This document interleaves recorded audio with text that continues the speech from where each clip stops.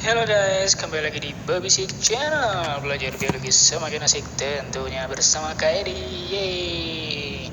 Nah, kali ini Kak Edi akan ngebahas materi tentang prediksi UTBK lagi ya. Mumpung kalian lagi gabut, terutama yang kelas 12, maka Kak Edi akan banyak banget nanti download upload soal tentang UTBK. Dimana soal UTBK yang Kak Edi upload ini adalah buatan Kak Edi sendiri ya. Jadi kalaupun kalian temukan soal yang sama di tempat lain mungkin mirip ya, bukan sama gitu ya. Oke. Soalnya tentang sel nih, tentang organel sel ya. Atau ini ada di materi kelas berapa nih guys? Kelas 11 ya, kelas 11 SMA. Bab awal ya, bab 1. Gitu, organel sel. Di sini ngebahas tentang sel atau organel. Soalnya langsung aja ya. Pada saat proses organogenesis di dalam rahim, terdapat perkembangan yakni selaput pada jari-jari tangan dan kaki secara berangsur menghilang. Organel sel yang berperan dalam proses tersebut adalah, jadi dulu itu waktu kita lagi di dalam kandungan ibu ya, tangan kita itu di antar jari-jarinya itu ada selaput guys, kayak bebek ya. Jadi gambarnya itu kurang lebih nanti itu kayak ada selaputnya. Sini tangan kita nih gitu kan, nanti ada selaputnya guys gitu ya, lucu gitu lah ya, kayak ada selaputnya gitu di antaranya. Nah kayak gini ya, benar-benar kayak bebek awalnya. Nah itu nanti selaputnya itu kan kita nggak kita gunakan kan dalam kehidupan kita sehari-hari. Karena kita nggak gunakan itu, maka nanti akan mengalami penghilangan atau hilang secara berangsur-angsur. Nah pertanyaannya adalah organel sel yang berperan dalam proses tersebut adalah apa itu gitu kan. Sebenarnya kalau kita amatin dari sini, dari adanya kayak selaput, pertama kan ada selaput ya. Pertama awalnya ada selaput, terus hilang gitu kan, selaputnya hilang. Ini aja, dari kata-kata ini kita amatin, hilang. Hilang itu nama lainnya juga bisa jadi cerna, sirna ya. Hilang tuh sirna. Kemudian kenapa bisa hilang juga? Mungkin dicerna ya, mungkin ada pencernaan di sana, atau dihancurkan. Bisa juga kenapa hilang, karena hancur ya kan. Bisa jadi kenapa dia hilang, karena hancur. Jadi mungkin kakak hilang gini, kakak ulang lebih rapiin lagi. Kenapa dia bisa hilang kak? Ya mungkin karena hancur. Karena hancur atau dicerna, diproses ya, siklus ya. Itu dia kata kuncinya. Nah, kamu udah belajar tentang beberapa organel sel kan ya? Di situ ada kamu temukan mitokondria, glioksisom. Oh ya, ini jangan salah ketik ya, nanti kakak rapiin deh. Kita bahas satu-satu di sini guys. Kamu kesana ketemu dengan namanya mitokondria. Mitokondria itu nggak ada hubungannya dengan hancur, cerna, itu nggak ada guys. Mitokondria itu berhubungan dengan pembentukan energi ya, atau nama lainnya sintesis ATP melalui sebuah aktivitas bernama respirasi gitu kan. Gitu. Jadi yang pasti jawabannya bukan A. Salah nih yang A. Lanjut yang B, glioksisom. Jadi itu salah ketik ya. Harusnya yang B itu adalah glioksisom. Glioksisom ini hanya ada pada tumbuhan. Jadi organel sel yang hanya ada pada tumbuhan. Jadi kalau kamu lagi ngebahasnya sel hewan, nggak ada glioksisom ya. Terus glioksisom ini buat apa kak fungsinya glioksisom? Glioksisom ini fungsinya untuk metabolisme asam lemak, untuk proses pembentukan maupun pembongkaran asam lemak. Salah tulis lagi, asam lemak, yang nanti banyak banget dibahas di siklus gliok, agak ribet ngomongnya, gliok silat. Nah gitu, berarti nggak ada juga kan ngomongin kan, kalau gini, kalau kamu ngomongnya selaput dari ada kemudian hilang, itu kan berarti dibongkar, dihancurin. Berarti kalau kamu ngomongnya ini hilang atau hancur, ini kita harus ganti di sini Ini kakak ganti dari selaput, ada selaput menjadi hilang, berarti ini hancur. Itu berarti penghancuran, pembongkaran. Ini cenderung katabolisme ya prosesnya, bukan metabolisme. Kalau metabolisme itu pembongkaran dan pembentukan. Jadi kalau dibilang metabolisme asam lemak, artinya apa? Di dalamnya nanti akan membahas proses pembentukan asam lemak sekaligus proses penguraian asam lemak. Jadi nggak cuma katabolisme doang, tapi juga ada anabolismenya gitu guys ya. Jadi bedakan itu istilah metabolisme dengan katabolisme dan anabolisme beda.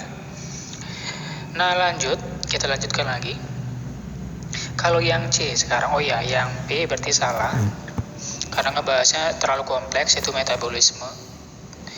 Dan dia ngomongnya kan lemak doang. Sedangkan ini kan kita ngebahasnya jari-jari tangan, jari-jari kaki. Dimana jari-jari itu nanti mengandung apa sebagian besar? Apa? Jari kita banyak mengandung apa? Jaringan ikat ya. Jaringan ikat, jaringan otot ya ada juga ya. Yang C itu adalah tonoplas. Nih, tonoplas ini juga lumayan sering dibahas. Kalau nggak salah tonoplas itu pernah dikeluarin di tahun berapa ya? Tahun 2017. Kalau nggak 2017, 2000, itulah sekitar gitulah 16 sampai 15 gitu. Nah, tonoplas ini sebenarnya apa sih Kak? Tonoplas ini adalah kayak membran yang menyelimuti vakuola ya. Jadi ini seperti membrannya vakuola. Membran yang menyelimuti vakuola. Dimana kalau kamu udah ngomongin membran, berarti fungsinya apa guys? Kalau udah ngomongin membran, buat apa Kalau di sini tonoplas itu fungsinya adalah sebagai pengangkutan zat terlarut. Ingat, vakuola itu kan gudangnya sel ya, tempat penyimpanan ya. Nah, tonoplas ini fungsinya untuk proses pengangkutannya, pengangkutan zat keluar masuk vakuola. Jadi untuk keluar masuk vakuola kan pasti melewati membrannya vakuola kan. Nah, dia yang mengatur tuh siapa yang boleh masuk, siapa yang boleh keluar. Misal sel itu lagi butuh energi dadakan atau energi cadangan, maka dikeluarkan zatnya. Atau sel itu lagi kebanyakan zat, maka dimasukkan, disimpan di vakuola gitu loh guys. Jadi sebelum masuk ke vakuola atau sebelum keluar dari vakuola, maka ada nanti sebuah bagian struktur bernama tonoplas, dan tonoplas itu adalah bagian dari vakuola guys gitu ya. Jadi untuk yang C juga salah. Nah, selanjutnya kita akan bahas yang namanya lisosom. Kalau kalian pernah bahas beberapa soal yang berhubungan dengan lisosom, pasti kalian langsung tahu ya jawabannya itu mana gitu ya. Iya, benar banget ya. Jadi jawabannya adalah lisosom. Di soal ini jawabannya adalah lisosom. Kenapa jawabannya lisosom? Karena nanti lisosom berfungsi untuk kayak banyak ya, sebenarnya banyak, ada yang untuk menghancurkan sel, kemudian pencernaan sel, sesuatu yang nggak dipakai maka dibuang kayak gitu ya. Nanti kamu akan ketemu ada namanya istilah-istilah di bagian lisosom, kayak misal autofagi, autolisis gitu ya, itu beda ya. Contohnya kayak autofagi ya. Autofagi itu memakan organel atau sel yang tidak terpakai atau tidak berfungsi lagi dengan membentuk autofagosom. Atau nanti juga kita temukan yang jenisnya itu autolisis ya. Ya, autolisis atau fagositosis. Jadi yang tadi itu, selaput-selaput tadi itu nanti dimakan atau dihancurkan ya. Jadi sini kakak tuliskan biar kalian ingat. Dimana kalau yang namanya lisosom ini nanti dia punya fungsi banyak nih. Ada yang tipenya ini berhubungan dengan yang tadi ya, autofagi. Ada nanti ngomongin tentang fagositosis, dimakan.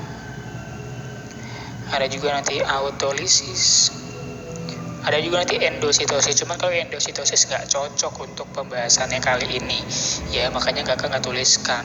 Karena sebenarnya ada banyak, cuman kurang cocok untuk dibahas dari yang selaput jadi hilang gitu ya. Jadi nggak cocok. Nah, contohnya autolisis. Kalau autolisis itu dipecahkan, penghancuran sel yang dilakukan oleh enzim dari dalam sel itu sendiri, yang dimana nanti selnya akan mati dan tidak terlihat. Jadi contohnya kayak